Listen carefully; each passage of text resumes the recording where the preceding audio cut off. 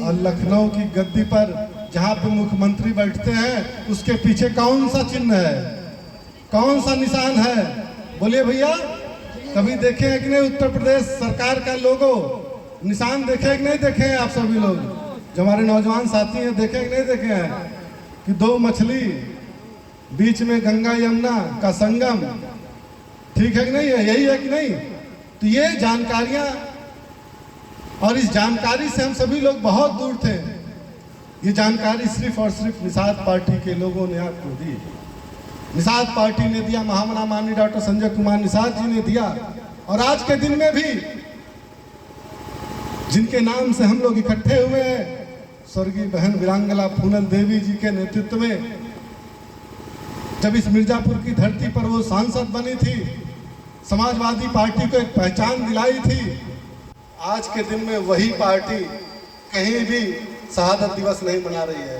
कोई भी पार्टी आज के दिन में बहन जी का शहादत दिवस नहीं मना रही है। अगर कोई पार्टी मना रही है वो सिर्फ और सिर्फ निषाद पार्टी मना रही है। आज हम लोग मिर्जापुर की धरती पर बहन जी का शहादत मना रहे हैं।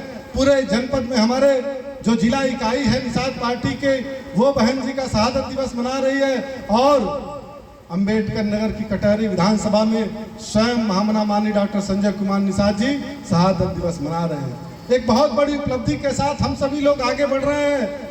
हमें बीच में भ्रमित नहीं होना है, हमें अपनी यात्रा को नहीं रोकना है कि जैसे हम लोगों ने 2022 में 11 सीटों पर जीत सुनिश्चित कराकर एक विजय का परचम लहराने का हम लोगों ने काम किया। पुनः आने वाले समय में यहाँ पर भी हम लोगों ने एक ऐतिहासिक जीत दिलाई थी। और वो ऐतिहासिक जीत क्या थी? डॉक्टर विनोद बिंद जी की थी। निषाद पार्टी का सिंबल था, उनको हम लोगों ने सदन में पहुंचाने का काम किया कि नहीं किया? बोलिए भैया, काम किया कि नहीं किया? और फिर विनोद बिंद जी को विधानसभा की सदन से लोकसभा की सदन में पहुंचाने का काम हम लोगों ने किया कि नहीं किया? ये सिर्फ और सिर्फ निषाद पार्टी की देन है। आने वाले समय में भी अपनी एकता और एकजुटता का परिचय हमें देना होगा, ताकि जो हमारी पहचान आज के दिन में मिल रही है, अगर अखबार उठा के देख लीजिए, फेसबुक उठा के देख लीजिए, सोशल मीडिया, टीवी खोलकर आप सभी लोग देख लीजिए कि जो कभी समीकरण दिखाई देते थे कि ब्राह्मण, क्षत्रिय, यादव, मुस्लिम, जाटव, इन्हीं 5 बिरादरियों को गिनती होती थी। लेकिन आज के दिन में महामना माननीय डॉक्टर संजय कुमार निषाद जी के और निषाद पार्टी की वजह से हमारी निषाद भाइयों की भी गिनती हो रही है कि नहीं हो रही है? गिनती होना शुरू हो गया कि नहीं हो गया है? और जब गिनती होना शुरू हो गया है तो निश्चित ही हमें अधिकार भी मिल जाएगा कि नहीं मिल जाएगा? और उस अधिकार के लिए हमें लड़ना होगा, हमें काम करना होगा। और जो विचारधारा का माननीय डॉक्टर संजय कुमार निषाद जी ने प्रचार प्रसार किया, उसी विचारधारा को हम लोग अंगीकृत करके अपने गांव में प्रत्येक व्यक्ति तक, प्रत्येक समाज के लोगों के बीच में पहुंचकर हम लोगों को निषाद राज जी की विचारधारा को प्रचारित प्रवाहित करना होगा।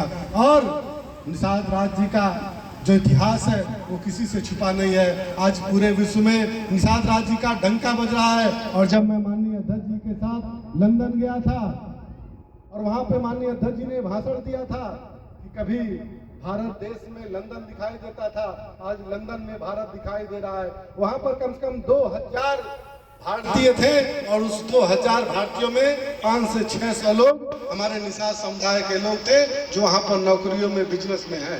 आज पूरे देश में, पूरे विश्व में हमारी एक अमिट छाप है। इस पहचान को हम सभी लोगों को आगे बढ़ाना होगा। और आने वाले समय में समय समय पर माननीय अध्यक्ष जी के द्वारा हम सभी लोगों को मार्गदर्शन मिलता रहेगा कि कैसे हमें काम करना होगा, कैसे हमें आगे बढ़ना होगा।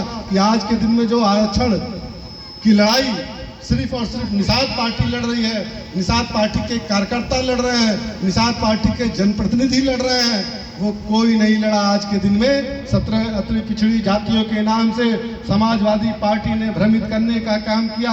अगर दिया भी तो जब भाजपा की सरकार आई, बहन जी कुर्सी पर बैठी, पहले ही दस्तखत में उस आरक्षण को समाप्त करने का काम बहुजन समाज पार्टी ने किया।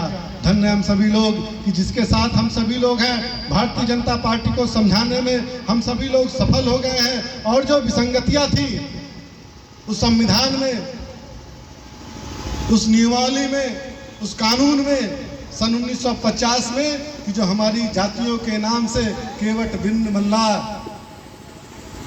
और जो सर्टिफिकेट हमें मिलना चाहिए मझवार के नाम से, और हमारी जो उपजातियां हैं, चाहे वो हम निषाद हो, चाहे केवट हो, चाहे बिंद हो, चाहे वो मल्लाह हो, इन सारी जातियों को हर जातियों में नाम डाल दिया पूर्ववर्ती सरकारों ने।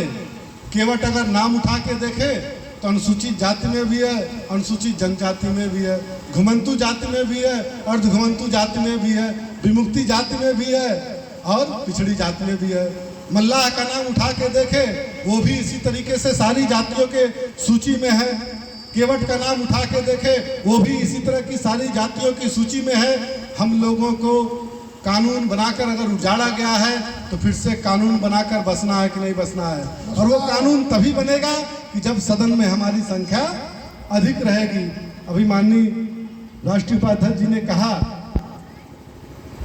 कि मात्र 72 घंटों के अंदर 10% का ईडब्ल्यूएस का आरक्षण सामान्य वर्ग के लोगों को दिया गया।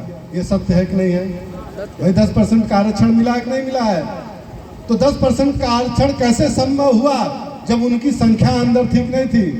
भैया 72 घंटे में 72 लोग से अधिक है कि नहीं उनके लोग? भाई उस सदन के अंदर 72 लोग से अधिक है कि नहीं है? और हमारे लोग गिनेंगे तो 1 से 2 लोग।